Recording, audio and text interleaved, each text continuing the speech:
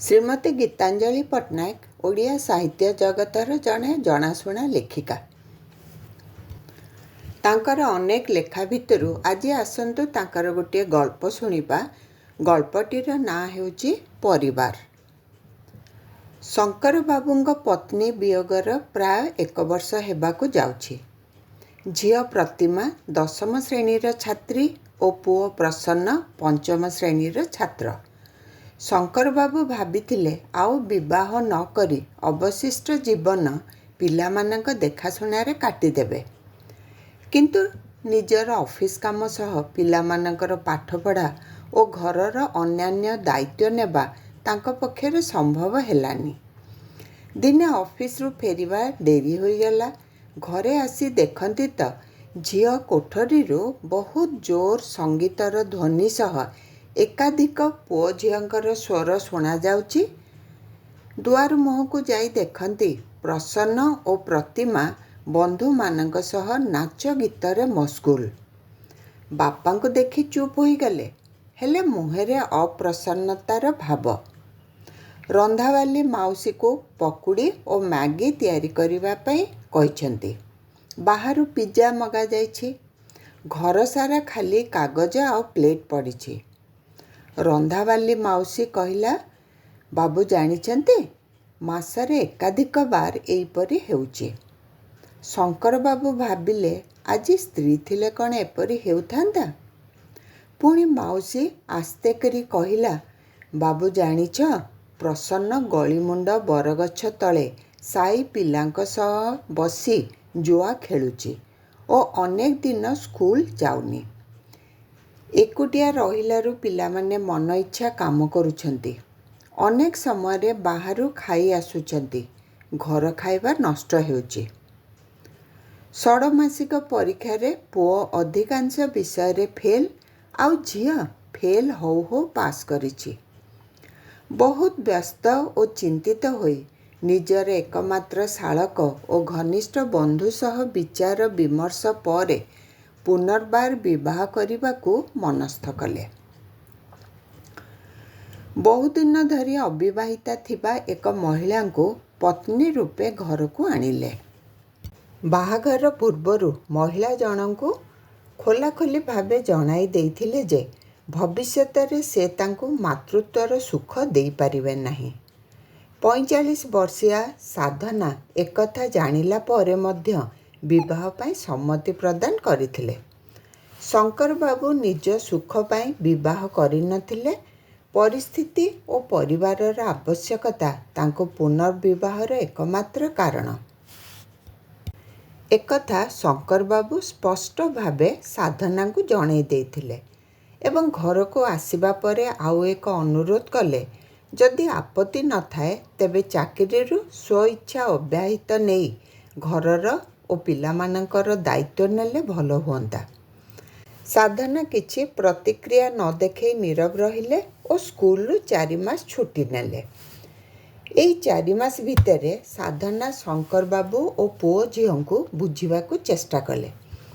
ପ୍ରଥମେ ତ ପୁଅ ଝିଅ ସାଧନାକୁ ନିଜ ମାଙ୍କ ସ୍ଥାନରେ ଦେଖି ବହୁତ ବିରକ୍ତ ହେଉଥିଲେ। ଏପରିକି ବିବାହ କରି ଘରକୁ ଆଣିଥିଲେ ମଧ୍ୟ ଶଙ୍କର ବାବୁ ଏତେ ସହଜରେ ପତ୍ନୀ ରୂପେ ଗ୍ରହଣ କରିପାରୁନଥିଲେ। ଏତେ ଦିନ ଧରି ଏକାକୀ ଜୀବନ କାଟିଥିବା ସାଧନା ସବୁ ବୁଝିପାରୁଥିଲେ। ଏଭଳି 1 ମାସ କଟିଗଲା। ରୋଷେଇ କରୁଥିବା ମାଉସୀଟି ସାଧନାଙ୍କୁ ବହୁତ ସାହାଯ୍ୟ କରୁଥିଲା। ପିଲାମାନଙ୍କର ଓ ଶଙ୍କର ବାବୁଙ୍କ ପସନ୍ଦ ନାପସନ୍ଦ ଭଲ ମନ୍ଦ ସବୁ ବୁଝାଇ କହୁଥିଲା। ସାଧନା ପିଲାମାନଙ୍କର ମନ ଜିତିବାକୁ ଓ ସେମାନଙ୍କୁ ବାଟକୁ ଆଣିବାକୁ ଦୃଢ଼ ସଂକଳ୍ପ କଲେ ଓ ନୂତନ ଜୀବନ ଆରମ୍ଭର ଏହାକୁ ଏକ ପରୀକ୍ଷା ରୂପେ ଗ୍ରହଣ କଲେ। ଶଙ୍କର ବାବୁଙ୍କ ସ୍ଥିତି କହିଲେ ନ ସରେ। 2 ପୁଅ ଝିଅ ତାଙ୍କଠାରୁ 10 ହାତ ଦୂରରେ ରହୁଛନ୍ତି। ତାଙ୍କ ସହ କଥା ହେଉନାହାନ୍ତି କି ଭଲ କରି ଖାଉନାହାନ୍ତି।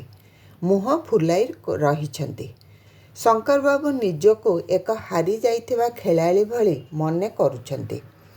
ନୂଆ କରି ଘର ସଂସାର କରିବାକୁ ଆସିଥିବା ସାଧନାଙ୍କ ଅବସ୍ଥା ଶଙ୍କର ବାବୁ ବେଶ୍ ବୁଝିପାରୁଛନ୍ତି।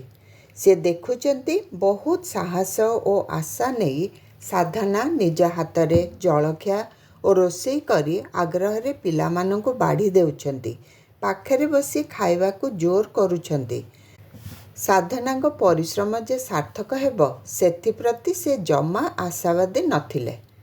କାରଣ ଯେଉଁ ବୟସରେ ପ୍ରସନ୍ନ ଓ ପ୍ରତିମା ଥିଲେ ସେମାନେ ଏତେ ସହଜରେ ନିଜ ମା'ର ସ୍ଥାନ ସାବତ ମା ସାଧନାଙ୍କୁ ଦେଇପାରୁନଥିଲେ। ହେଲେ ଶିକ୍ଷୟିତ୍ରୀ ସାଧନା ସେମାନଙ୍କ ମାନସିକ ସ୍ଥିତି ବିଷୟରେ ଅଳ୍ପ ବହୁତ ଅବଗତ ଥିଲେ। ସମୟକ୍ରମେ ସାଧନାଙ୍କ ଚେଷ୍ଟା ଧୀରେ ଧୀରେ କାମ କଲା। ଜମା କଥା ନ କହୁଥିବା ପିଲାମାନେ କହିଲେ, ନାହିଁ ଏତେ ଖାଇବୁନି, ହଁ ପେଟ ପୂରିଗଲା ଇତ୍ୟାଦି କହିବା ଆରମ୍ଭ କଲେ। ଏହି ସ୍ୱଳ୍ପ କଥାବାର୍ତ୍ତାକୁ ଏକା ସାଧନା ନୁହେଁ ଶଙ୍କରବାବୁ ମଧ୍ୟ ଲକ୍ଷ୍ୟ କରି ଟିକେ ଖୁସି ହୋଇଥିଲେ। ସାଧନା ଓ ଶଙ୍କରବାବୁଙ୍କ ହୃଦୟର ମରୁସ୍ଥଳରେ ଏହି କଥା ଦୁବ ଘାସ ପରି ହେଲେ ବି ବଡ଼ ଦ୍ରୁମ ଭଳି ଲାଗୁଥିଲା। କିଛି ଦିନ ପରେ ସ୍କୁଲରୁ ଫେରିଲା ପରେ ପ୍ରସନ୍ନ ନିଜ ବିଛଣାରେ ଶୋଇ ରହିଲା। ସାଧନା ଦେହରେ ହାତ ମାରି ଦେଖିଲେ ଦେହରେ ଅସମ୍ଭବ ତାତି। ଜ୍ୱର ମାପିଲେ ସାଧନା, 103 ଡିଗ୍ରୀ ଜ୍ୱର। ପ୍ରସନ୍ନ ଅର୍ଦ୍ଧଚେତନ ଅବସ୍ଥାରେ ପଡ଼ିଥାଏ। ସାଧନା ଡାକ୍ତରକୁ ଡାକି ଆଣିଲେ। ଡାକ୍ତର ଆସି ଔଷଧ ଓ ପଥ୍ୟ ସହିତ ମୁଣ୍ଡରେ ପାଣିପଟି ଦେବାକୁ କହିଲେ।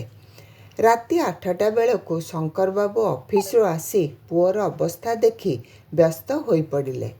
ସାରା ରାତି ସାଧନା ପୁଅ ମୁଣ୍ଡ ପାଖେ ବସି ପାଣିପଟି ଦେଉଥାନ୍ତି ଓ ପ୍ରତି 3 ଘଣ୍ଟାରେ ଔଷଧ ଦେଉଥାନ୍ତି।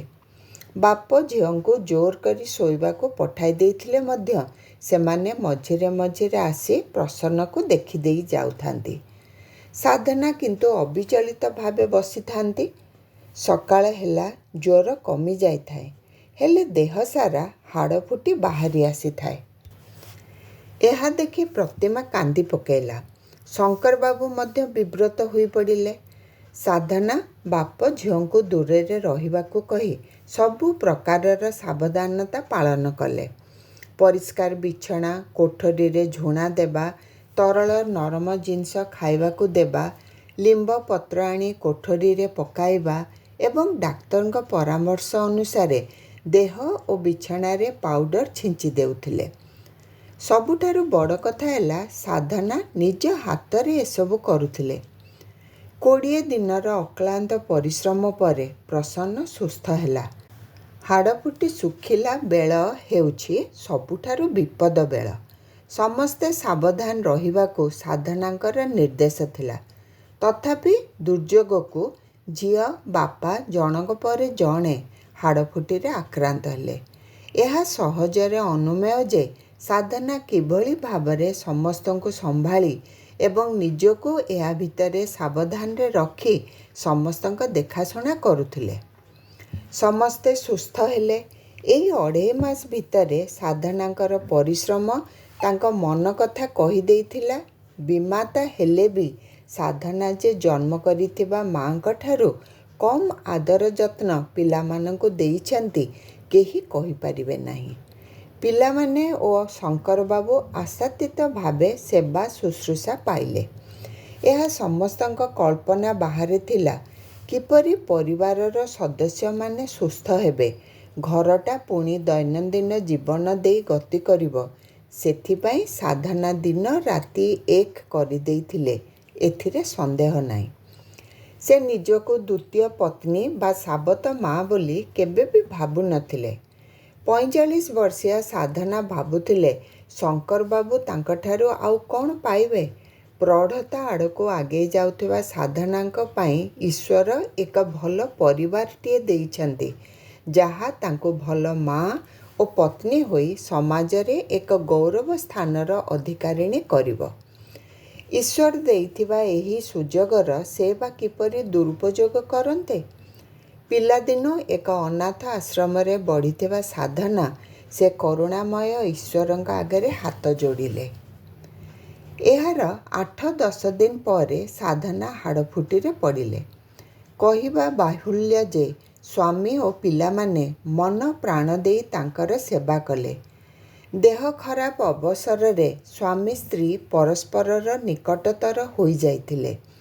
ଜୀବନରେ ପ୍ରଥମ ଥର ପାଇଁ ଏତେ ଆତ୍ମୀୟତାର ସ୍ୱାଦ ଉପଲବ୍ଧି କଲେ। ସାଧନାଙ୍କ ଆଖିରେ ଆନନ୍ଦର ଅଶ୍ରୁ ଆସିଯାଇଥିଲା। ପୁଅ, ଝିଅ, ସ୍ୱାମୀ, ଏପରିକି କାମ କରୁଥିବା ମାଉସୀ ମଧ୍ୟ ସାଧନାଙ୍କ ନାମର ମାଳା ଜପୁଥିଲେ। ଏଇ ଛୋଟ ପରିବାରରେ ବିଶ୍ୱାସ, ଭରସା ଓ ପରସ୍ପର ପ୍ରତି ସ୍ନେହର ଫଲ୍ଗୁଧାରା ବହି ଏହାକୁ ସ୍ୱର୍ଗରେ ପରିଣତ କରିଥିଲା। ମା' କେବେ କୁମାତା ହୁଏ ନାହିଁ। ସେ ଜନ୍ମ କଲା ମା' ହେଉ ବା ପାଳିତ ମାତା ହେଉ, ଯୁଗ ଯୁଗରୁ ଏହି ଦୃଷ୍ଟାନ୍ତ ରହିଆସିଛି। ଆଜି ଗପଟି ଏତିକିରେ ସରିଲା। ମୁଁ ପଢ଼ି ଶୁଣାଉଥିଲି ତୁଳିକା। ମୋର ସମସ୍ତ ଶ୍ରୋତାବନ୍ଧୁଗଣଙ୍କୁ ସାଦର ପ୍ରଣାମ ଜଣାଇ ଆଜି ପାଇଁ ଏତିକିରେ ରହୁଛି।